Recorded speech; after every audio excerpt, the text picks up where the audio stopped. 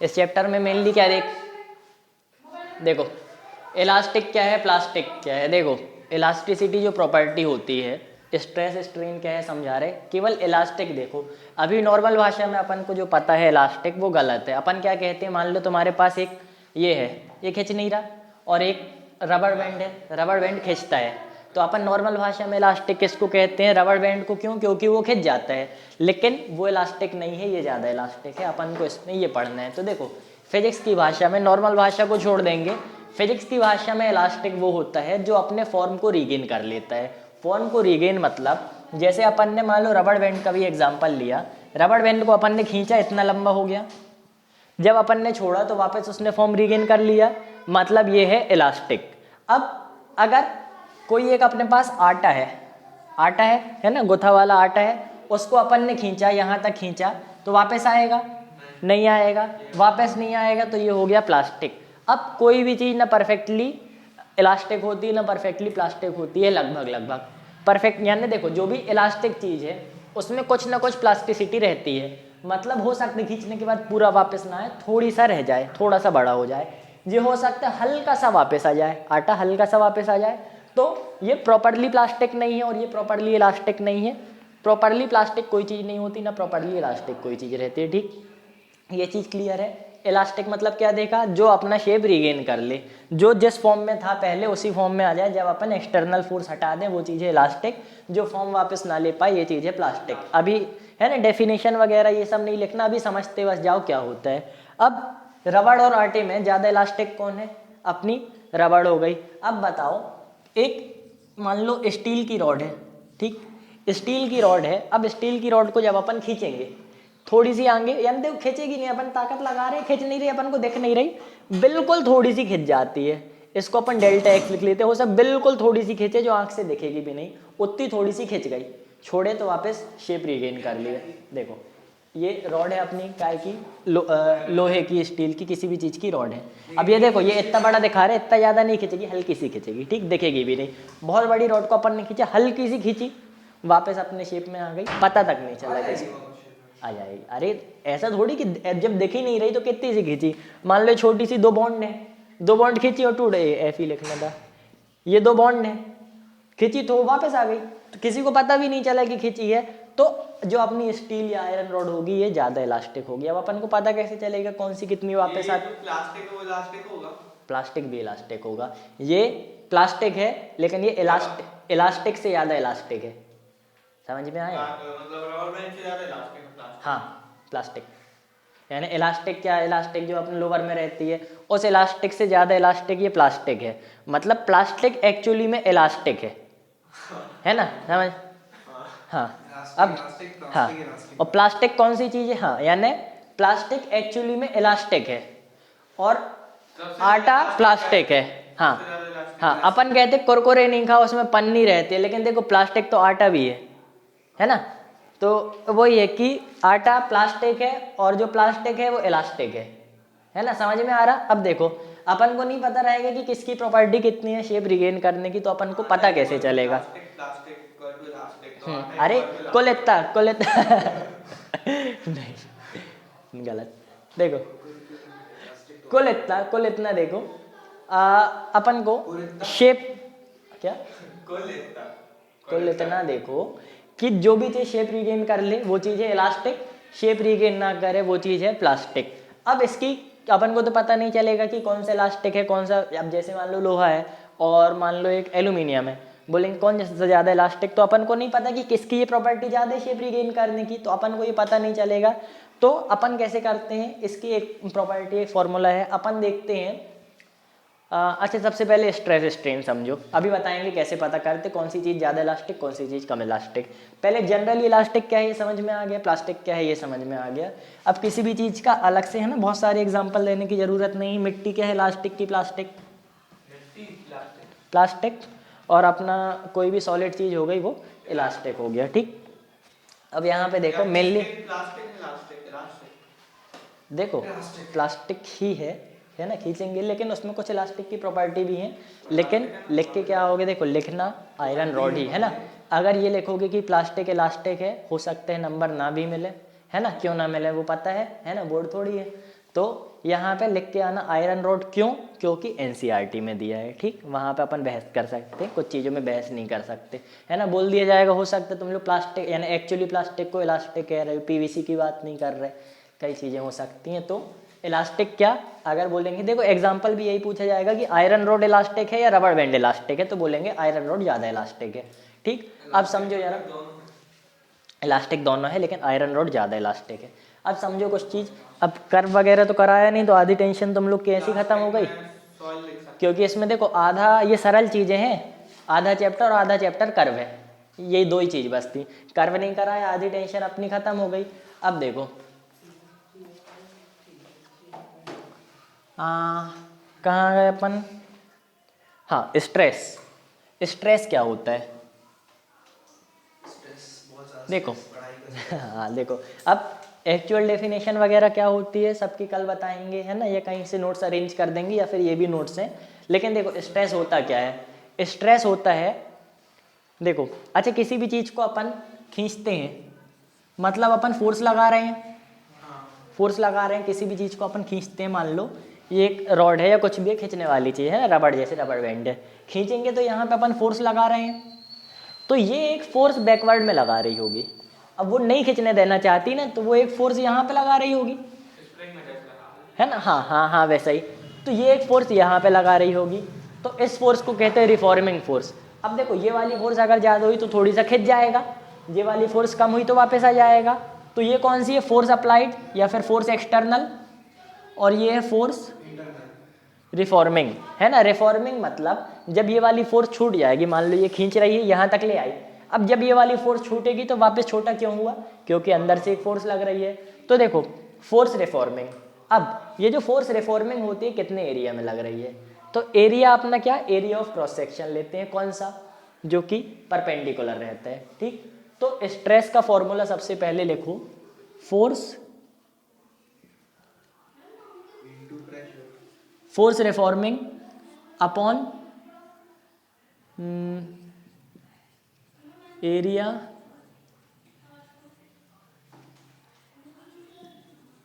Spelling बस हमको नहीं पता, देख लेना सही है कि नहीं, ठीक है।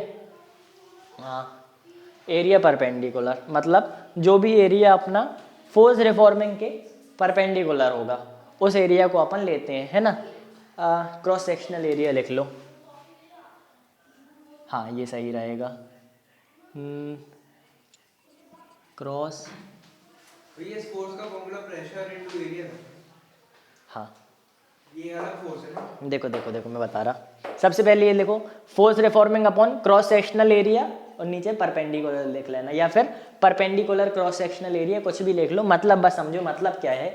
मान लो ये फोर्स है, ठीक, फोर्स अपनी किस साइड को है, रिफॉर्मिंग फोर्स देखो यहाँ को है, रिफॉर्मिंग फोर्स यहाँ को लग रही, अब इसके परपेंडिकुलर ये वाला एरिया है ना, ये एरिया यानी ये इसका जो भी एरिया परपेंडिकुलर, अगर ये अपना ढक्कन है, अपन यहाँ से फोर्स खींच रहे हैं तो ये अंदर जाना चाहती है, अब जो अंदर जाना चाहती है उसका परपेंडिकुलर एरिया ये हो गया, इस एरिया को अपन क्रॉस सेक्शनल एरिया कहते हैं। तो क्रॉस सेक्शनल एरिया जो परपेंडिकुलर है उसको अपन को नीचे लेना है, ऊपर फोर्स रिफॉर्मिंग, इसको अपन कहते हैं स्ट्रेस। अब स्ट्रेस एक तरीके से प्रेशर जैसा है। प्रेशर क्या होता है, प्रेशर मतलब अपना होता है फोर्स अपॉन एरिया, है ना, तो ये भी फोर्स अपॉन एरिया है, बस फोर्स की जगह रिफॉर्मिंग फोर्स है ना, रिफॉर्मिंग फोर्स भी एक तरीके की फोर्स हुई, और एरिया परपेंडिकुलर वाला लेना है, ठीक। अब यहाँ पे देखो एक एग्जांपल ये ले लिया, बोलोगे ज़्यादातर में तो एरिया परपेंडिकुलर रहेंगे, लेकिन देखो यहाँ पे जैसे एरिया परपेंडिकुलर है, अभी किसकी बात कर रहे हैं ये भी बताएंगे। अभी देखो केवल रॉड का केस डिस्कस कर रहे हैं, तो अभी अपन ने इसकी बात करी, केवल रॉड का केस डिस्कस कर रहे हैं तो अभी अपन ने इसकी बात करी। अब बताओ अगर रॉड को अपन काट दें, ऐसा अपन ने काट दिया, अब रॉड ऐसी हो गई, अब अपन इसमें ऐसी फोर्स लगा रहे हैं, फोर्स एक्सटर्नल।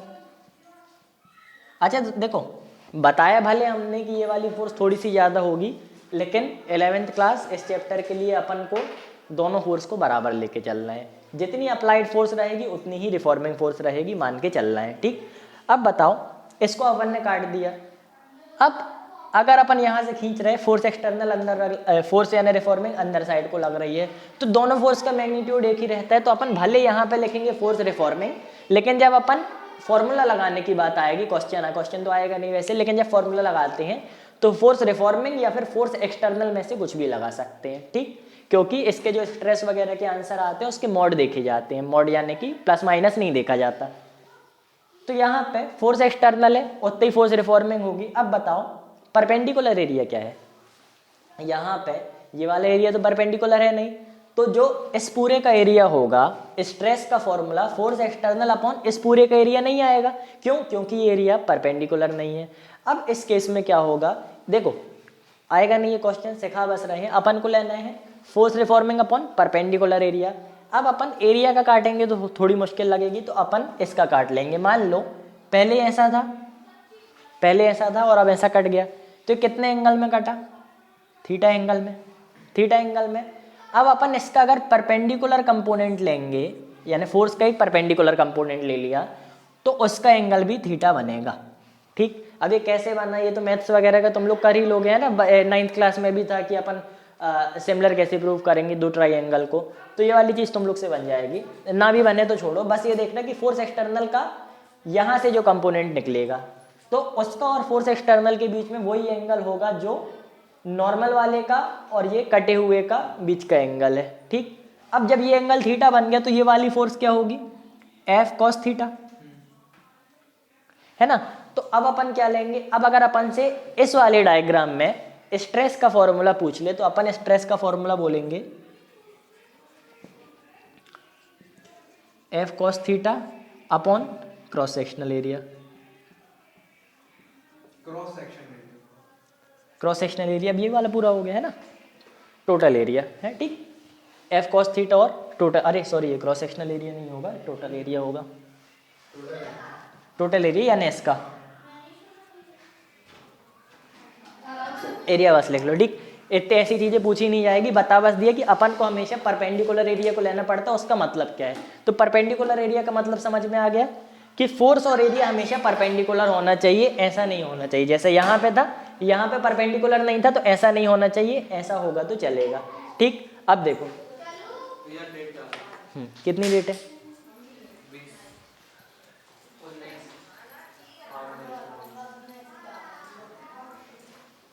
अब देखो स्ट्रेस का जनरल चीज पता चल गई, स्ट्रेस क्या है, लगभग फोर्स अपॉन एरिया आएगा। अब देखो स्ट्रेस और स्ट्रेन अलग अलग प्रकार के होते हैं।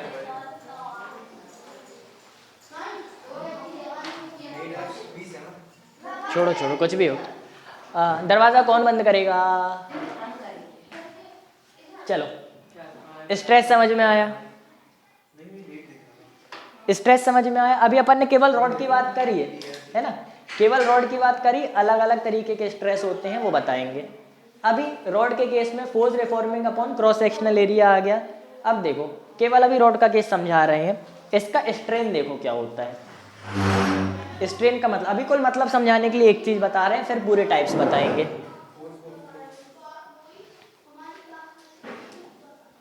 स्ट्रेन मतलब होता है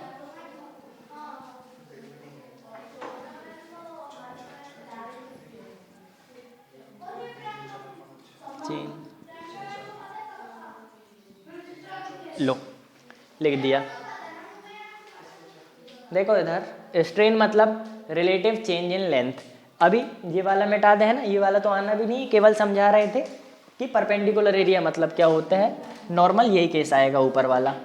स्ट्रेन मतलब देखो, स्ट्रेन मतलब क्या लिखा, relative change in length, length में चेंज मतलब समझ में आया। अगर ये है, ये खींचते खींचते मान लो यहाँ तक आ गई, खींचते खींचते यहाँ तक आ गई, इसकी लेंथ थी मान लो यहाँ से यहाँ तक की L। अब ये छोटी सी लेंथ क्या हो गई, डेल्टा L, ठीक, डेल्टा L ले ली। यहाँ से यहाँ तक की लेंथ L थी और ये छोटा सा जितना खींचा है वो हो गया डेल्टा L। अब अपन बोलेंगे चेंज इन लेंथ कितना है, चेंज इन लेंथ है डेल्टा L, लेकिन बोलेंगे रिलेटिव चेंज इन लेंथ कितना है, तो डेल्टा L बाई L। देखो L लेंथ है और इतना चेंज हुआ, नहीं माइनस क्यों करेंगे, देखो चेंज इन लेंथ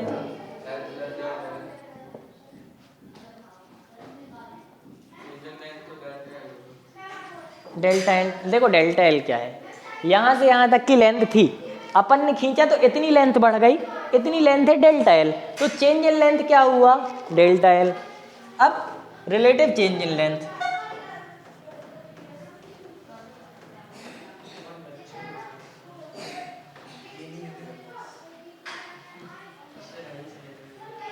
चलो समझ में आया, रिलेटिव चेंज और चेंज। चेंज मतलब केवल डेल्टा एल। अब चेंज क्यों नहीं लेते? कौन खटखटा रहा? हमें क्या? तो देखो चेंज इन लेंथ मतलब डेल्टा एल हो गया, ठीक। अब अपन बोलेंगे कि मान लो ये 1 मीटर का है, 1 मीटर में डेल्टा एल कितना है? मान लो तुम्हारा 1 मीटर में 1 सेंटीमीटर ले लिया। अब 1 सेंटीमीटर है 1 मीटर में, और एक दे दिया अपन ने 1 किलोमीटर का एल। अब 1 किलोमीटर की लेंथ दे दी किसी भी रॉड की, और उसमें भी अगर 1 सेंटीमीटर का चेंज हो रहा, तो बताओ ज़्यादा इलास्टिक कौन सा कहलाया? देखो देखो सिंपल सी बात है, जो चेंज रेजिस्ट करता है, जो खुद को, दरवाज़ा बंद करो, दरवाज़ा बंद करो, जो खुद को चेंज नहीं होने देता वो इलास्टिक कहलाता है। जो खुद को चेंज होने दे रहा है वो कम इलास्टिक, जो खुद को चेंज नहीं होने दे रहा वो कहलाया इलास्टिक, ठीक। देखो अब अपन ने बोला ये 1 मीटर का है, 1 मीटर में 1 सेंटीमीटर चेंज आया बराबर फोर्स लगाने में, तो इसका डेल्टा एल आया। 1 मीटर में अपन ने उतनी ताकत लगाई तो 1 सेंटीमीटर बस बढ़ा। अब अपन ने बोला 1 किलोमीटर का है, 1 किलोमीटर में अपन ने ताकत लगाई तो भी 1 सेंटीमीटर बढ़ा। तो 1 सेंटीमीटर में 1 किलोमीटर बढ़ना मतलब बहुत कम बढ़ा, और 1 सेंटीमीटर 1 मीटर में बढ़ना मतलब ज़्यादा बढ़ गया। इसलिए अपन हमेशा क्या लेते हैं? रिलेटिव चेंज लेते हैं। तो स्ट्रेन मतलब क्या होता है? Relative change. समझ में आया स्ट्रेन क्या है? ठीक, जरा निकाल के बता दो। ये थी स्ट्रेस मतलब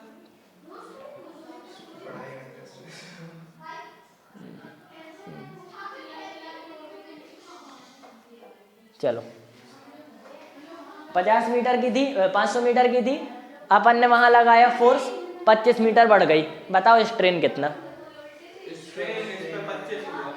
गलत। नहीं, 25/500। ठीक, 25/500 लिख लो चाहो तो ये एग्जांपल। उसका आएगा बराबर 50। जितना भी आया 0.2। ठीक।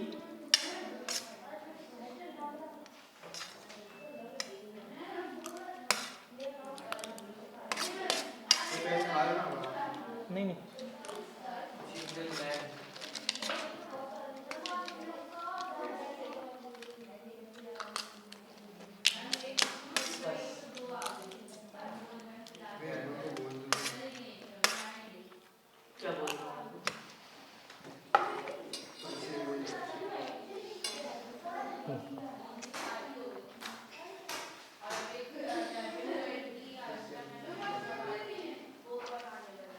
अब देखो स्ट्रेस, एक बार एक स्ट्रेस का भी लिख लो क्वेश्चन।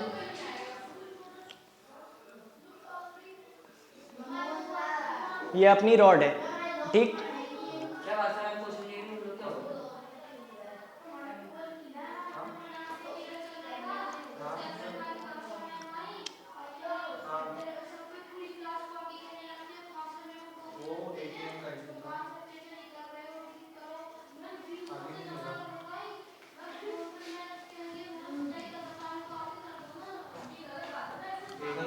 मिल गया मेरे को, लेकिन उसका पिन जनरेट नहीं होगा।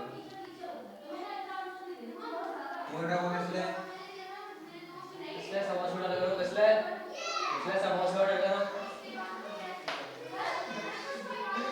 चलो निकालो यार,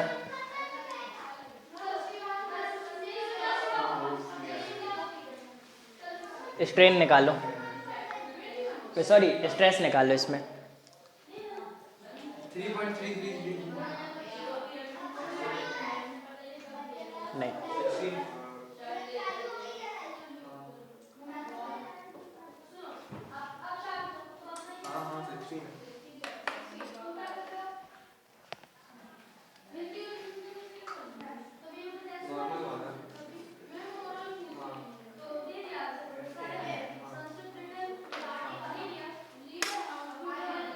निकालो। 3.33 नहीं नहीं आएगा, बिल्कुल ही गलत निकाला। देखो अपने को फोर्स दिया है 10 और एरिया दिया है 3। एरिया नहीं है, एरिया नहीं, वो रेडियस दिया है।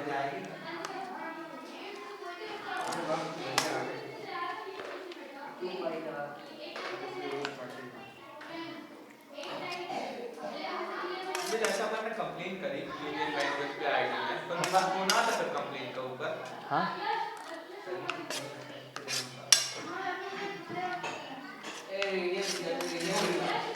अपन एरिया क्या लेते हैं उसका एरिया ना पाइप का अच्छा फॉर्मूला लगाना है फॉर्मूला लगाओ ना। ये क्या है? Pi R square pi R square है ना, ये सर्कल है तो पाई आर स्क्वायर होगा सर्कल का एरिया। लगाओ। पाई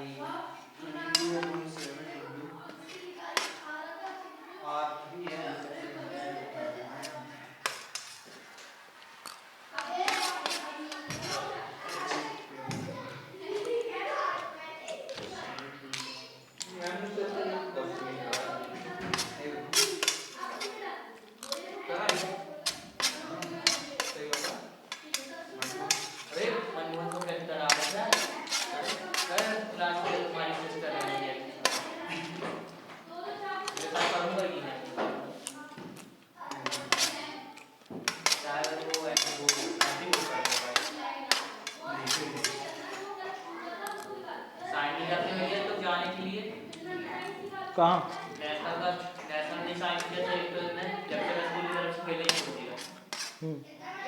तो क्या करना, पकड़ थोड़ी लेंगे।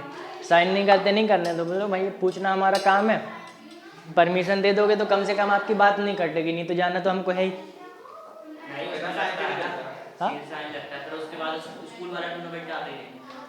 अच्छा स्कूल की तरफ से, हाँ हाँ फिर तो लगेगा। स्टेट में कर दिए ऐसा तो नहीं किया क्या दिक्कत है शिकायत कर देते 181 पे।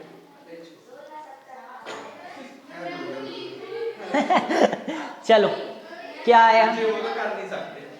सबसे पहले देखो 0.001 स्ट्रेस का क्या फॉर्मूला है? Force upon perpendicular area of cross section. 0.009 अब यहाँ पे क्या हुआ? Area of cross section perpendicular area एक बात है। अब देखो रेडियस 3 मिलीमीटर है,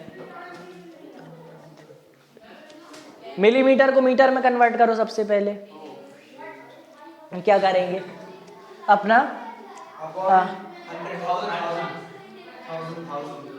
0.003 अब क्या करना है? पाई आर स्क्वायर करना है तो पाई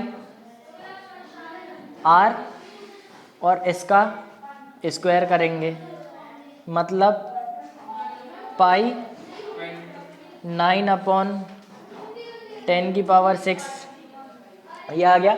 9π/10⁶ क्या आ गया? अपना एरिया आ गया। अब देखो फोर्स क्या है? 10 न्यूटन। तो यहाँ पे स्ट्रेस क्या है? Force upon perpendicular area. 10 Newton रखे, नीचे 9π और यहाँ पे 10⁶, मतलब 10 नहीं क्यों -6? इनवर्स हो जाएगा ना। अरे डिवाइड किया है।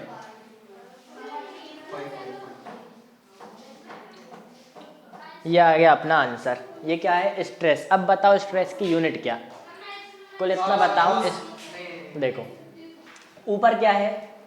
न्यूटन। फोर्स मतलब न्यूटन, नीचे एरिया मतलब मीटर स्क्वायर। तो न्यूटन पर नीचे है ना, तो न्यूटन पर मीटर स्क्वायर हो गई स्ट्रेस की यूनिट।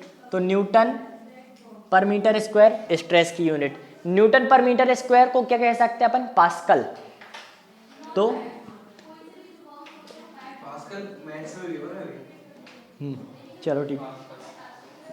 न्यूटन पर मीटर मतलब प्रेशर, प्रेशर की यूनिट पास्कल। ठीक। अब देखो तो स्ट्रेस की क्या यूनिट हो गई? न्यूटन पर मीटर स्क्वायर या पास्कल। दरवाजा कौन बंद करेगा? अरे तो अभी तो जा रहे हैं ना। जाओ जाओ जाओ जाओ अरे तो चलिए। अरे चलो। स्ट्रेन की क्या यूनिट आएगी बताओ? स्ट्रेन की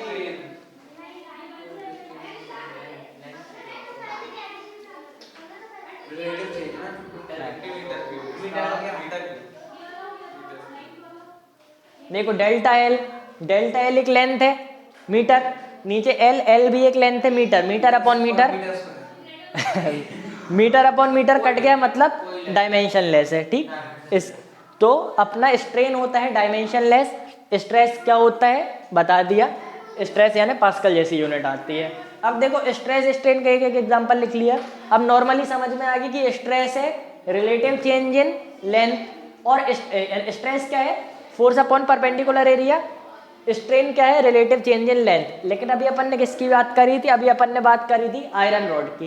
ठीक, केवल समझाने के लिए, फील देने के लिए कि स्ट्रेस स्ट्रेन क्या होता है। अब देखो स्ट्रेस कितनी तरीके के होते हैं, स्ट्रेन कितनी तरीके के होते हैं। जितनी तरीके के स्ट्रेस उतनी तरीके के स्ट्रेन उतनी तरीके के मॉड्यूलस। ठीक, समझा रहे हैं आप। प्लास्टिक प्लास्टिक में वही था। हाँ, अभी इलास्टिक प्लास्टिक में लगभग उतना ही था, धीरे धीरे और समझाएंगे, बाकी उससे ज़्यादा कुछ नहीं है। मेरे को तो मैम का समझ में नहीं आता। हाँ यार ये वो ऐसा लगता है कि बिल्कुल सो के उठ के आई है, ऐसा लग रहा है कि जैसे क्लास में खूब अच्छे हैं तो ऐसा पढ़ा रहे हैं। पहला पीरियड है क्या, हाँ तो सो के ही उठ के आएंगी ना। आखिरी पीरियड उसकी केमिस्ट्री करता है तो आखिरी पीरियड में तो पढ़ते नहीं है। मजना बोलती है क्यों, लेकिन तुम लोग तो बता रहे थे कि ये वाला चैप्टर अच्छे से समझ में आ रहा, सॉलिड वाला। और क्या है? किसले? काय कैसे मेरे वो को तो- मैं फिजिक्स की क्लास में बैठ के तो स्टैटिक भैया पता है मैं थोड़ा पास पे हुआ ना तो आपकी वजह से बोली तो उनकी वजह से- कहाँ, फिजिक्स में? हाँ। चलो। इसी बार तो फेल ही था मैं फिजिक्स में। अच्छा हाँ। अच्छा, हाँ तुम तो शायद 80 में से फेल थे ना। नहीं मैं मेरे 40 आए थे, मैं गया था खेलने, अरे मैं तो पूछ लूं ये किस्सा शायद। ठीक है। जब उसका मास डिवीजन हुआ तो मेरे 30 हुआ है, मेरे को उन लोगों ने बोला भी नहीं कि जाके वो प्रैक्टिकल दे दो, मैं हाँ, फेल हो गया भैया। मेरे तो 27 आए थे पता है। अच्छा, भैया मैं फेल हो गया यार, मेरे को पता है। नहीं तो काय में प्रैक्टिकल में फेल हो गए थे। हाँ तो जब वो हुआ, जब डिवाइड हुआ अरे यार इनका है 100 में से 30-20 हो गए, तो 3-4 नंबर से फिर इंक इंक इंक देखो बताते हैं। जब मैंने कोचिंग ज्वाइन कर ली तो घर में बहुत पढ़ता है। मनीषर के भरोसे है तो अरे भाई मनीषर अरे साहब तुम्हारी नहीं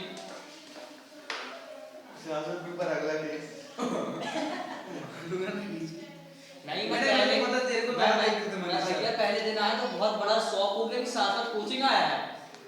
अच्छा दीदी यार तुमने एक उतना भी शौक हो गया था। पापा 10th में शौक हाँ मैं भी हो गया था। ये कैसे आ गई है? नहीं वो तो पता था मेरे को वैसे। अगर मैं आशा लेकिन मेरे लगता ही नहीं है कहीं भी जगह जाता हूँ। यहाँ लग गया। टिकता नहीं हूँ बात करना किसी से बोल। चलो तेरे को मेरे को पता है क्या सोचने का बस सीखो। और कुछ सोचिए। वो पढ़ाई से मतलब नहीं। चलो ये बस वही है ना सास में तुम्हें क्या चाहिए? अमन को कोई याद नहीं। अमन को कब भेजे पैसे? किस वजह से? क्या करना उसको कॉल लगा के अरे वो बोल रहा था कॉल लगा रहा है।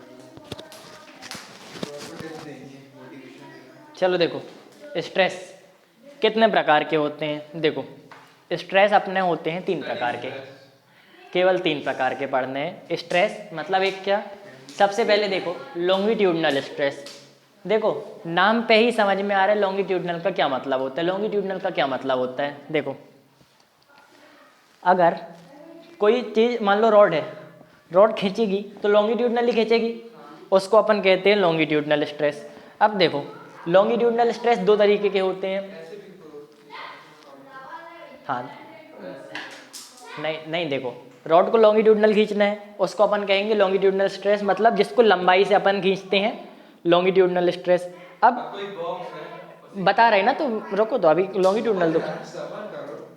तो देखो नहीं मैम से कुछ नहीं पूछेगा। हाँ मैम सब आ गए। हाँ उधर पूछा करो ना। मैं तो पूछ लेता हूँ मैं, अगर तेल से भाप निकलेगी तो क्या बनेगा? वो इसका तेल से या वो तेल की स्टीम होती है उससे और वापस तेल बना सकते हैं।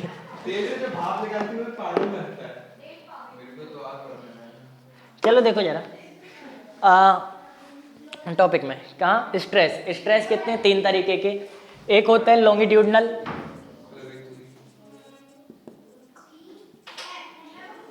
ये स्पेलिंग वगैरह बस देख लेना यार, हमसे नहीं बनती। लॉन्गिट्यूडनल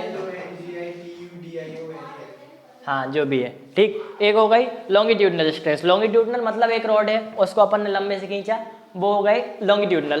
ठीक, अब देखो लॉन्गिट्यूडनल चेंज मतलब समझ में, लॉन्गिट्यूडनल स्ट्रेस मतलब समझ में आ गया। मतलब अगर ऐसी रॉड है तो अपन फोर्स कहाँ से लगाएंगे बताओ? यहाँ से फोर्स लगाएंगे, जिसमें लंबाई बढ़ेगी तो ये लॉन्गिट्यूडनल स्ट्रेस।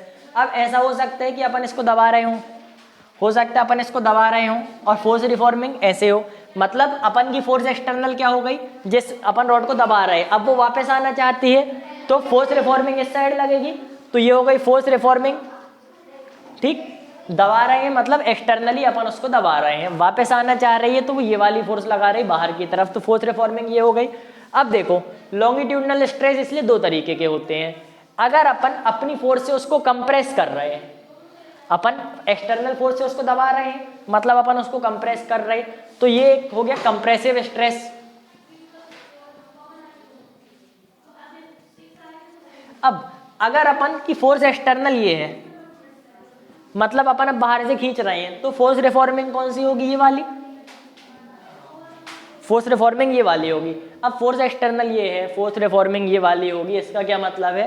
मतलब वो वापस आना चाह रही है और अपन उसको खींच रहे हैं। अब अपन खींच रहे हैं तो वो खींचेगी, खींच नहीं रहे, उसको दबा रहे हैं। दबा तो पहले रहे थे ना, वो कंप्रेसिव हो गया, लिख लो तुम। अब देखो अपन खींच रहे हैं, खींच रहे तो वो खींचेगी, वापस आना चाहेगी अंदर की तरफ, तो अंदर लगेगी फोर्स रिफॉर्मिंग, बाहर लगेगी फोर्स एक्सटर्नल। अब खींच रहे हैं तो इसको अपन कहेंगे टेंसाइल स्ट्रेस, टेंसाइल। ठीक, अरे थोड़ा बिल्कुल नॉर्मल सी चीज है, दबा रहे हैं मतलब कंप्रेस हो रही है तो कंप्रेसिव स्ट्रेस, खींच रहे हैं मतलब एलोंगेट हो रही तो टेंसाइल स्ट्रेस। ये समझ में आ गया? अब ये लॉन्गिट्यूडनल स्ट्रेस के अंदर दो आ गए, कंप्रेसिव और टेंसाइल स्ट्रेस। अब यहाँ पे देखो लॉन्गिट्यूडनल के अलावा एक होते शियरिंग स्ट्रेस।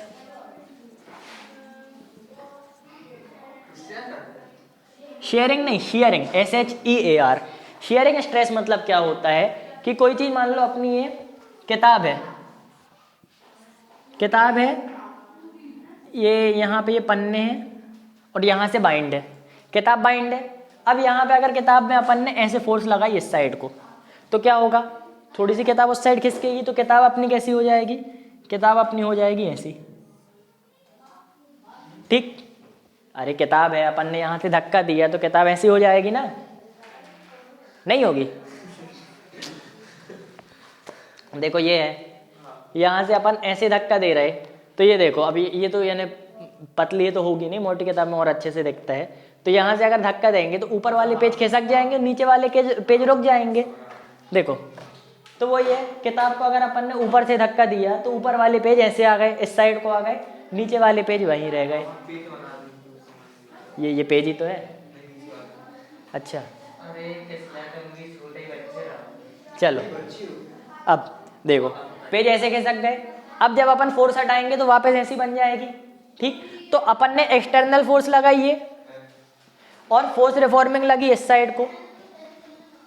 ठीक, फोर्स रिफॉर्मिंग इस साइड को लगी, एक्सटर्नल फोर्स अपन ने इस साइड को लगाई। अब बताओ चेंज कितना हुआ? चेंज अपना हुआ इतना, इसको अपन लिख लेंगे डेल्टा एक्स। ठीक, अब इसकी दरवाजा बंद, इसकी लेंथ कितनी थी? इसकी लेंथ कितनी थी? ये वाली लेंथ इसकी कितनी थी? L, ये लेंथ थी L। तो अच्छा ये चेंज इन लेंथ नहीं है ना? हाँ देखो ये चेंज इन लेंथ नहीं है, ये इसकी लेंथ थी। अब इतनी लेंथ में स्ट्रेस कितना, ये चेंज कितना आया? इतना। ठीक, अब यहाँ पे देखो रॉड के केस में क्या हुआ था, रॉड के केस में भी अपन ने वो लिया था कि यहाँ से यहाँ तक जो चेंज आया उसको अपन ने ले लिया डेल्टा एक्स, लेंथ ले लिया L, तो डेल्टा एक्स अपॉन L किया था, यानी जो चेंज हुआ अपन जितनी लेंथ में चेंज किया था। यहाँ पे भी वही करेंगे, यहाँ भी क्या स्ट्रेन पढ़ाएंगे तब बताएंगे कि स्ट्रेन का क्या फॉर्मूला है। यहाँ पे सबसे पहले स्ट्रेस का फॉर्मूला देख लो। स्ट्रेस का क्या फॉर्मूला होगा? फोर्स अपॉन एरिया, लेकिन अब इसमें एरिया कौन सा वाला लेंगे, ये है बड़ी चीज। देखो इसका फॉर्मूला वैसे तो नहीं लिखा होगा, बता दे रहा, फोर्स, तो फोर्स तो वही लेंगे अपन, ये वाली या ये वाली कोई भी ले लोगे आंसर सेम आएगा। तो फोर्स अपॉन एरिया कौन सा लेंगे? इसमें परपेंडिकुलर एरिया नहीं लेते, इसमें लेते पैरेलल एरिया, इसमें लेते हैं ये वाला एरिया, ये जो किताब का बेस है नीचे का, ये वाला एरिया लेते हैं। ठीक, अब समझ में आ गया कौन सा एरिया लेना है? Parallel area. तो शियरिंग स्ट्रेस एक ही प्रकार का होता है, यहाँ पे अपन लिख देंगे force upon area parallel, force reforming लिखना,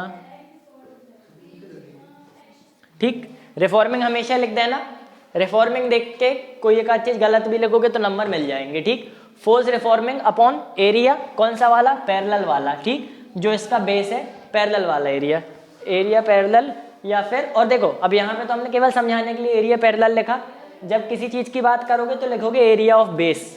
ठीक, वहां पे एरिया पैरेलल नहीं लिखोगे, वहां लिखोगे एरिया ऑफ बेस और बता दोगे कि यहाँ पे ये बेस की लेंथ है इतनी L, तो L स्क्वायर जो भी होगा इसका एरिया होगा, जब वहां पे समझाओगे।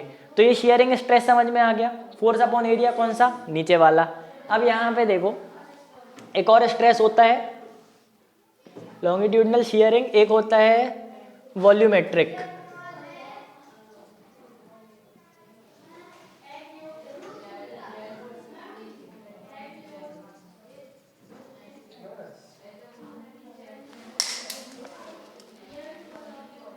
तो देखो वॉल्यूमेट्रिक या हाइड्रोलिक स्ट्रेस, एक बात बताओ, जब अपन एक बॉल को पानी के अंदर डालेंगे तो क्या होगा, चारों तरफ से प्रेशर लगेगा। अब जब पानी के अंदर नहीं डाली, हवा में, तब भी उसमें कुछ ना कुछ प्रेशर लग रहा है। पानी के अंदर डालेंगे तो कुछ एक्स्ट्रा प्रेशर लगने लगेगा। तो यहाँ पे अपन लिखेंगे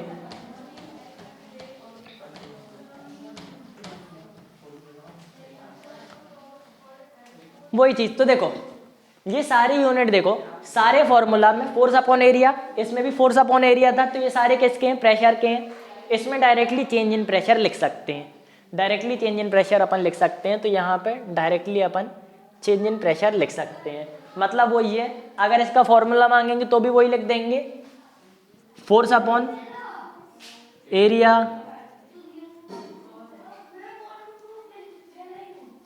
ये लिख सकते हैं। लेकिन यहाँ पे देखो फोर्स अपॉन अपन ने एरिया परपेंडिकुलर लिख लिया, लेकिन किस में होता है, मान लो एक बॉल में है। ठीक, बॉल को अगर अपन ने पानी डाला तो कितनी सारी फोर्स लग रही है, हर तरफ से फोर्स लग रही है। ठीक, तो इसका अपन एरिया कौन सा लेंगे, अगर सारी जितनी भी फोर्स है सबका परपेंडिकुलर एरिया बस देखेंगे तो देखो बता रहे एक स्फीयर में जो एक लाइन जाएगी ना, परपेंडिकुलर एरिया केवल उतना कहलाएगा, उसके अलावा कोई परपेंडिकुलर एरिया नहीं कहलाएगा। मान लो सर्कल का अपन एक परपेंडिकुलर एरिया, सर्कल, ये तो स्फीयर भी नहीं है, सर्कल, तो सर्कल में एक टेंजेंट यानी एक पॉइंट से केवल एक टेंजेंट ड्रॉ हो सकता है और इस टेंजेंट से केवल एक ही परपेंडिकुलर आ सकता है। तो अगर यहाँ से कोई फोर्स अपन कर रहे हैं तो उसका परपेंडिकुलर एरिया केवल ये वाला पॉइंट होगा। तो इसका जो अपन लेंगे फोर्स अपॉन एरिया परपेंडिकुलर, इसको लिख लो समेशन। अब और मजा आ गया, summation of force, summation of area perpendicular. जब अपन एरिया परपेंडिकुलर का समेशन करेंगे तो आ जाएगा अपना टोटल सरफेस एरिया। तो इसको अपन ये भी लिख सकते हैं summation of force upon total surface area. ठीक है, हाँ जा रहे हैं। तो देखो वॉल्यूमेट्रिक हाइड्रोलिक स्ट्रेस समझ में आ गया क्या है, force upon total surface area ले लिया। तो ये सारी यूनिट जो है अपनी प्रेशर की यूनिट है। अपन ने क्या किया, बस अलग अलग तीन प्रकार से बांट दिया। एक होता है लॉन्गिट्यूडनल स्ट्रेस, मतलब अपन रॉड को खींच रहे हैं, रॉड में फोर्स लगी है, एरिया ये वाला, तो फोर्स अपॉन परपेंडिकुलर एरिया। अपन किसी भी किताब को धक्का दे रहे, या फिर मान लो एक ऐसी जेली है, ऐसी जेली रखी है, जेली को भी अगर अपन एक साइड से धक्का दे देंगे तो जेली ऐसी हो जाएगी। तो ये अपन क्या लेंगे, फोर्स, जिस फोर्स ने धक्का दिया या फिर जो फोर्स वापस भेजना चाहती है, उन दोनों में से कोई भी एक फोर्स अपॉन पैरेलल एरिया ये वाला, मतलब बेस का एरिया ले लिया। तो ये हो गया शेयरिंग स्ट्रेस। अपन ने वॉल्यूम ले लिया, मतलब एक बॉल डाल दी पानी के अंदर।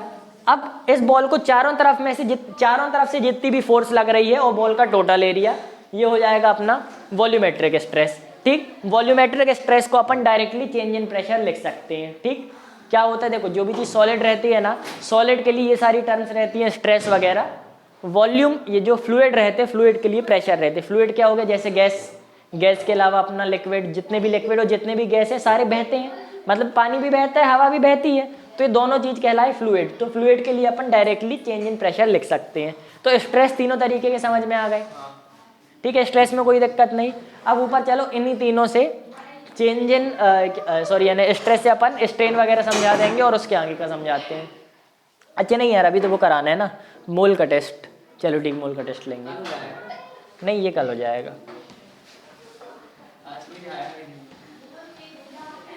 उन लोग का नुकसान हो जाएगा ना अगर ज़्यादा हमने ऊपर अलग से करा दिया, काहे कि ऊपर वीडियो नहीं बनते।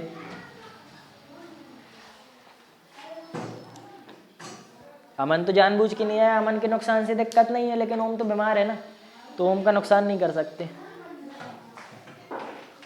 मैम से पूछो तो कैसा प्रैक्टिकल। दीदी हो गया? Hello ma'am.